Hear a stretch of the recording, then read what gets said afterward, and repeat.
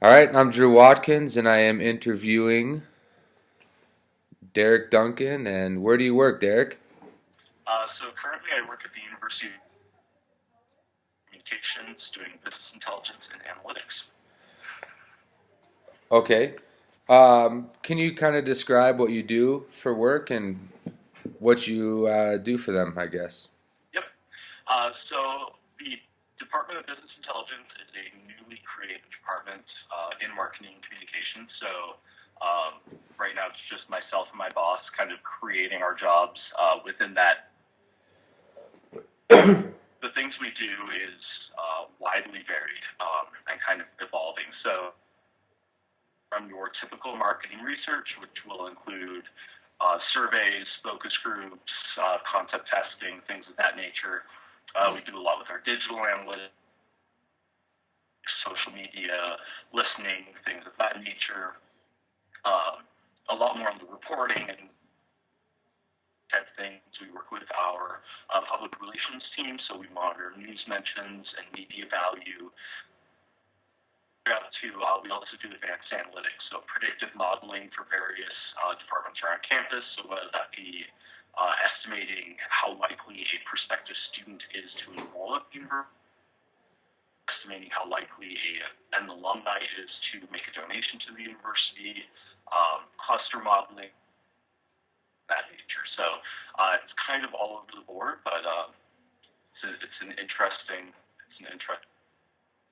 for sure. So it sounds like you're working with a lot of data. A lot of data. Yes. Okay. So not so much working with. Do you work with a lot of social media and outreach and like Facebook and stuff still, or? So we do. There's a section that handles social media. We have a dedicated social media coordinator that works with other social media professionals around campus. The University of Denver is a very operation in terms of its marketing. So while we are a central university office, there are in each of the different colleges, departments, schools, things of that nature. So the social media team within our department works with them on campus.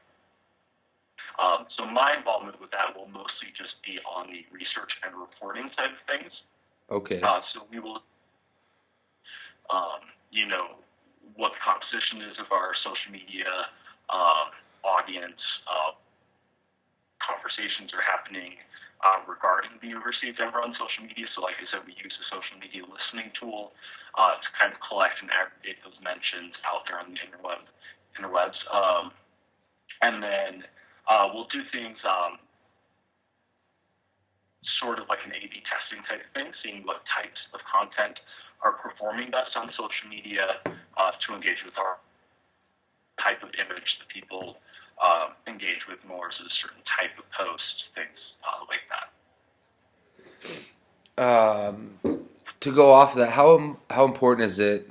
So I take it with your job, this is to help increase enrollment. I take it more or Yeah, less. department is kind of overarching all things at the university. So it's Yeah. increasing enrollment for new students, seeing engagement services to our current students, and then it's increasing alumni engagement and donations on the back end. So life cycle. Okay. Um, how much do you work with? Here's a good question. A lot of people say that print advertising is a thing of the past and will soon be history. What's your take on this? And do you also work with that and do analytics and research? Um, what's your kind of take on that? Yeah, so print, I think, you know, job and kind of what I do with it, the big problem with print is that it's an analog medium. It's hard to collect data on it directly. It's hard to tie in. You know, a lot of people think that online advertising, because you can tie a number to it, is much more.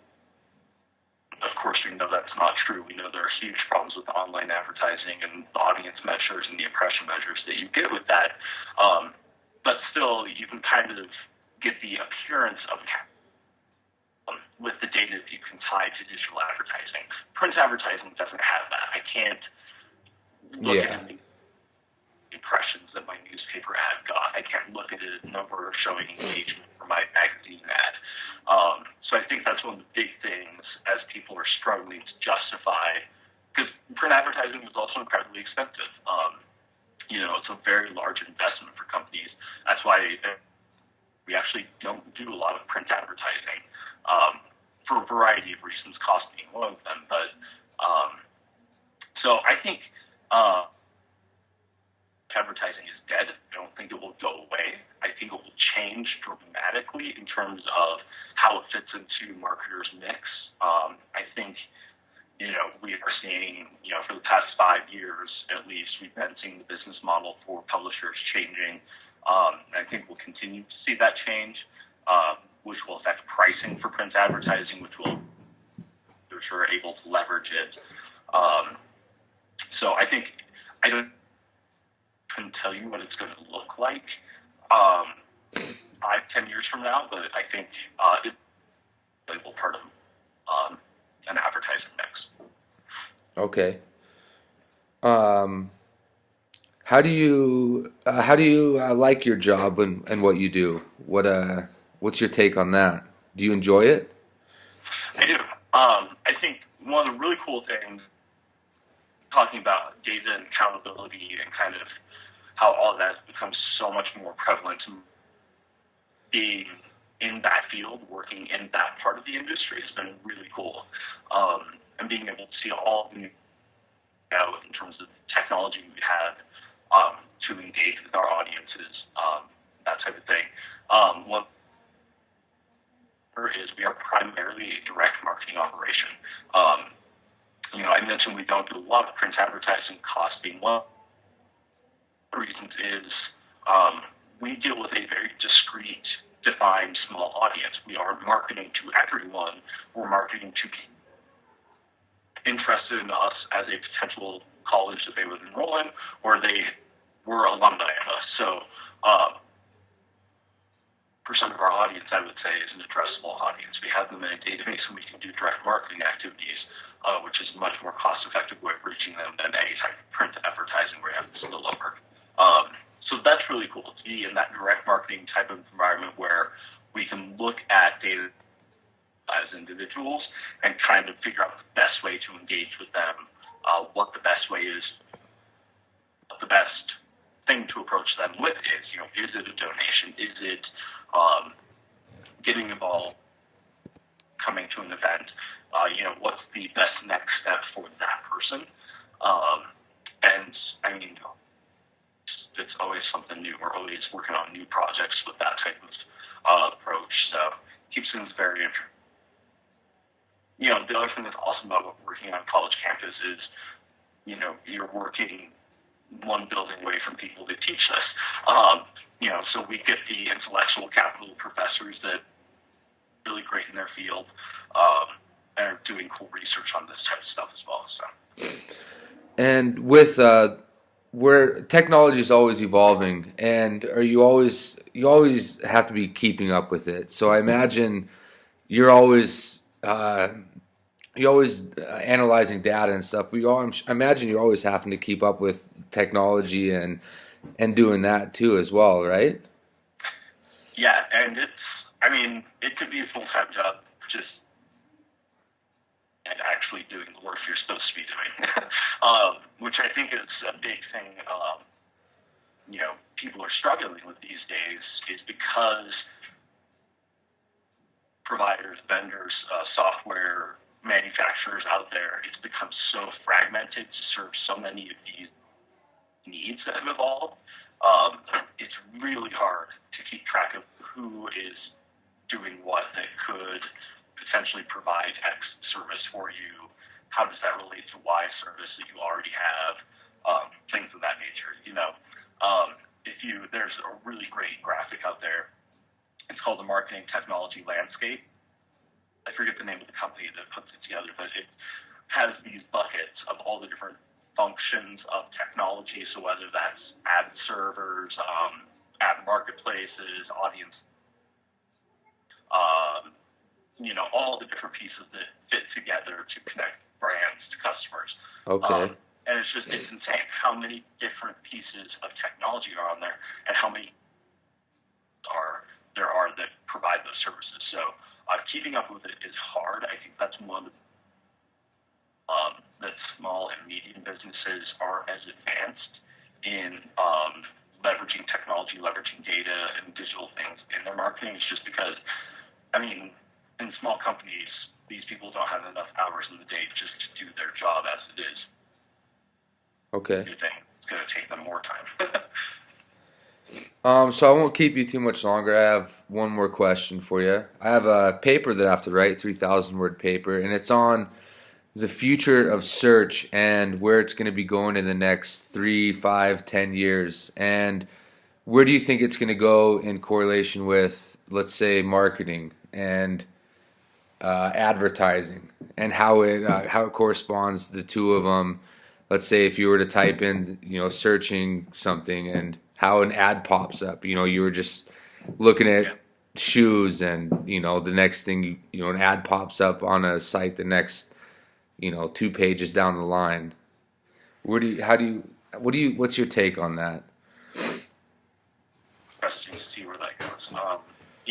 Just looking at search itself, my guess is that it's going to become a lot more ubiquitous and a lot more integrated with other things we're using.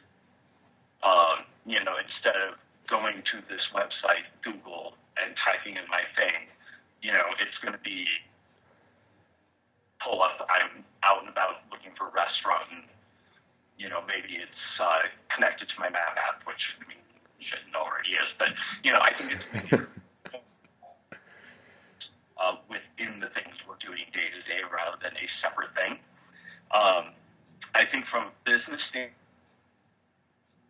this is kind of where I stop being a business person, stop being a marketer, and as a consumer, it's a little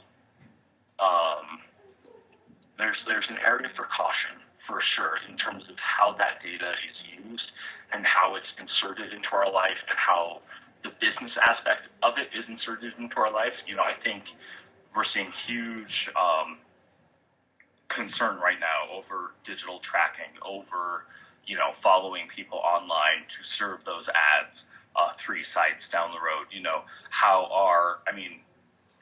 If any of us, and no one outside of Google actually knows what Google knows about us, but I'm sure if we did, we'd be terrified.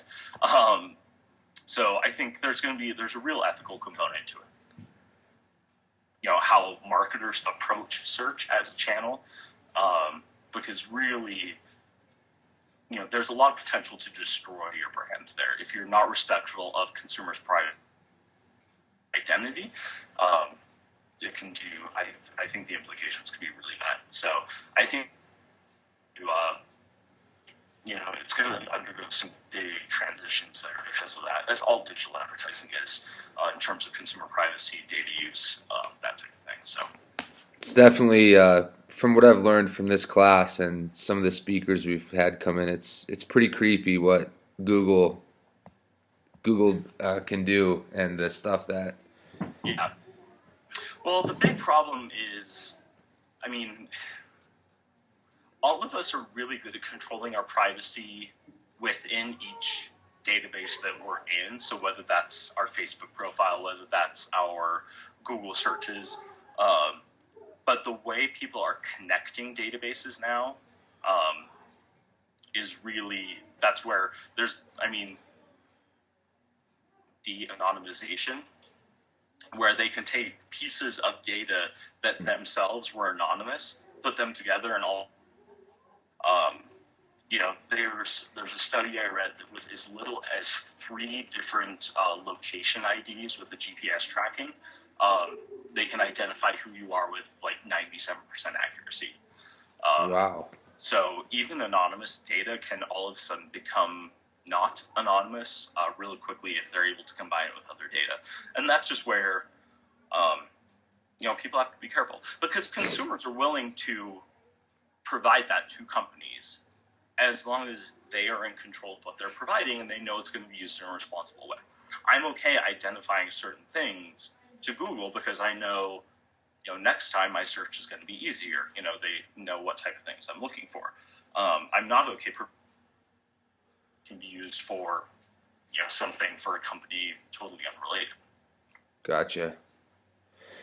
Well, I think we'll end it there. I appreciate your the info you've provided me. Yeah, absolutely. Hope it was helpful. Definitely, it was. I appreciate that. Thank you for taking time out of your day to talk with me, and I'll say hi to Sandy for you for sure. Please do. Um, have a great day All right. and good holidays. Yeah, you as well. Take care. You too. Bye.